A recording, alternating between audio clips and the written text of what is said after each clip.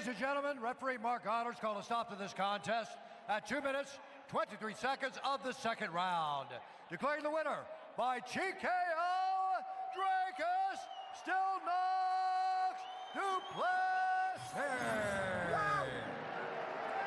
Suid-Afrika, hulle weet nie wat ons weet nie. I remember the winner, ladies and gentlemen, Dricus Duplessis. There can be no doubts now, sir. Anybody who doubted you in the past, that's all gone.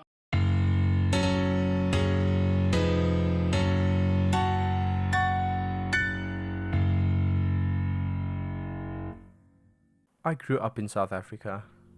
It's a crazy place. The culture, the food, sport, the people, all of it. Crazy beautiful. There was a time, however, a few years ago, with a little less beauty and a lot more crazy.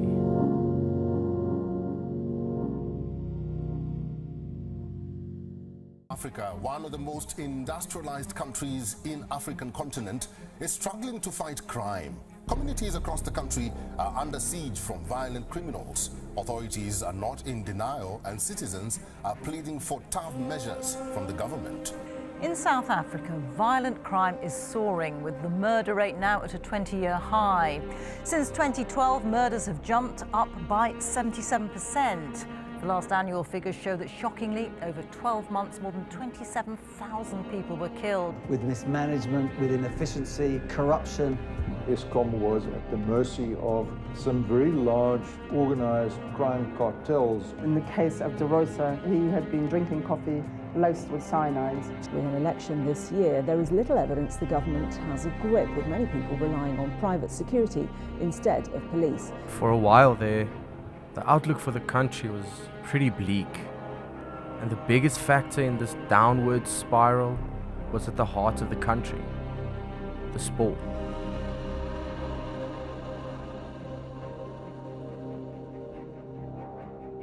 And it is also the highest score the All Blacks have ever put on the Springboks in New Zealand. Final score, 57-0. What has gone wrong with South African football? The fall from grace has been nothing short of spectacular. And unfortunately not good news for Springbok supporters today, and it is unfortunately another loss for the Springboks. Yes, very disappointing. It's the biggest disappointment in that is we didn't compete. You see, once upon a time we were really good at sport. We were the Davids emerging victorious over Goliath, giving heart to our little country and making us feel not so little. South Africa beaten France today in Bloemfontein by 2-1.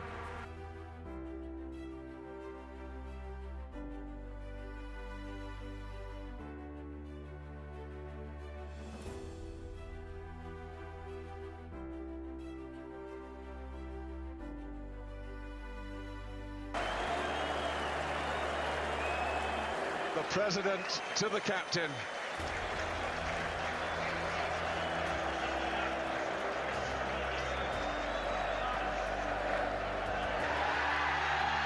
There it is. Francois Pienaar. And Nelson Mandela is cheering along with the whole of the stadium. A sea of flags. Wonderful moment for the whole of South Africa. The crowd roars, and well they might, because this is the last corner of the 50th Italian Grand Prix, and it's the corner and the straight that is going to make Jody Scheckter world champion of 1979 as he wins the Italian Grand Prix. Back into Ronnie James, but it's Van Niekerk leading at the moment.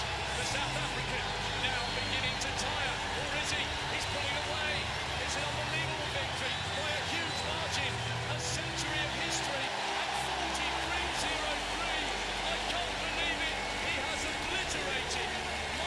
Johnson's world record.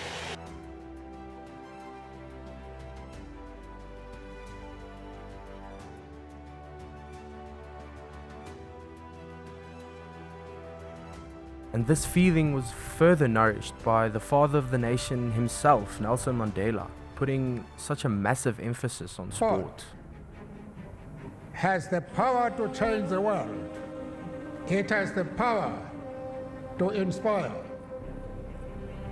It has the power to unite people in a way that little else does. It speaks to youth in a language they understand. Sport can create hope where once there was only despair. In 2013, Nelson Mandela passed away, and this one hurt.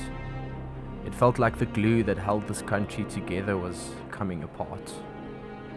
After that, it felt like we had slipped when it comes to uniting together. To living rough, next to a busy road in South Africa. She and other homeless people could soon be evicted for illegally occupying public spaces in the city of Cape Town. Shoot to kill the mother, kill the poor, the farmer, kill the poor, the farmer. Welcome to Orania, a remote farming town in South Africa's Northern Cape. Our vibrant rainbow nation felt faded and divided. Something had to change. I think South Africa as a whole decided that change would be up to us. We need a win, something to believe in again, and something to distract us from the harsh reality that South Africans face on a daily basis.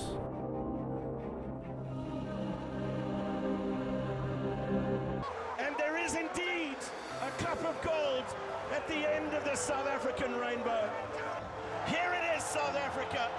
Here it is, the Springboks, champions.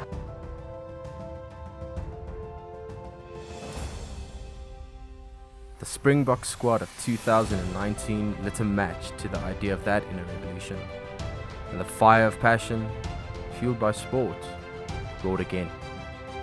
But it was more than that, it was hope, because it was the character of this squad that made people believe. We may win or lose, but we'll never give up. And when we lose, celebrate. Because it is our character, our pride, and our hope that drives us. And then Bongi. Ibbe, Sial, Chase. If we then lose, what? So what? We've given it all. South Africa have conquered the semi-final mountain, one that has tripped up so many men's teams in the past. A clinical performance, eventually, in a World Cup final. We started taking the small wins and celebrating them as a country united. Make no mistake, you're not a perfect country filled with perfect people, but we work hard and find joy in everything. We take challenges and we make them fun.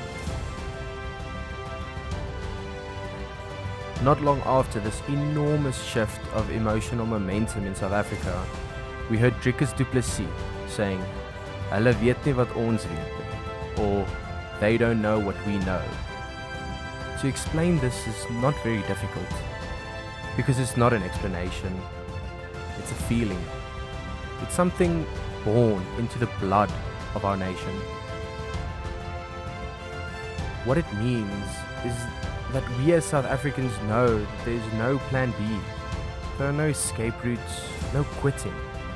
The thing we know that the rest of the world does not is simple. You are prepared to die trying, because if you don't try, you might die anyway.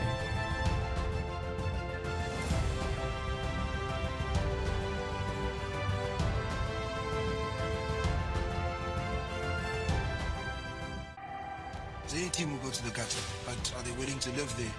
And are they willing to go below the gutter, where it's even darker? What you're representing, what country you're representing, what you're made of, wat ons weet dat hulle nie weet nie. Suid-Afrika, hulle weet nie wat ons weet nie.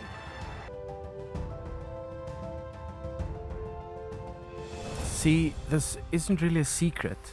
Like Bongi said, a lot of people are willing to go to the gutters.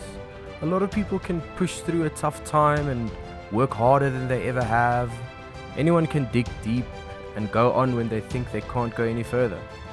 But what we know is how to embrace this feeling.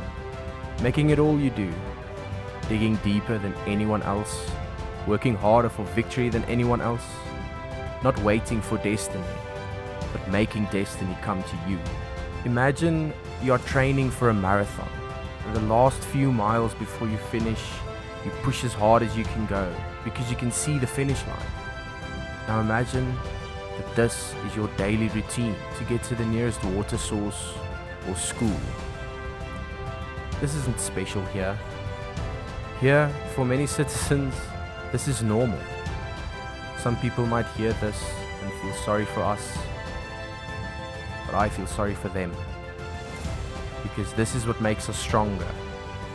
It makes us resilient. It makes us South Africans. We do what needs to be done. We throw away the tap outs, the backup is coming, the it's too hard. Our people speak 11 languages, but giving up is not one of them.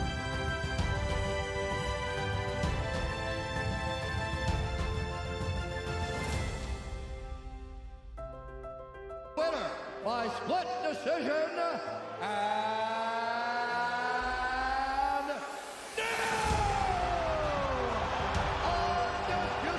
Simply put, we know because we breathe it, we live it, we are it.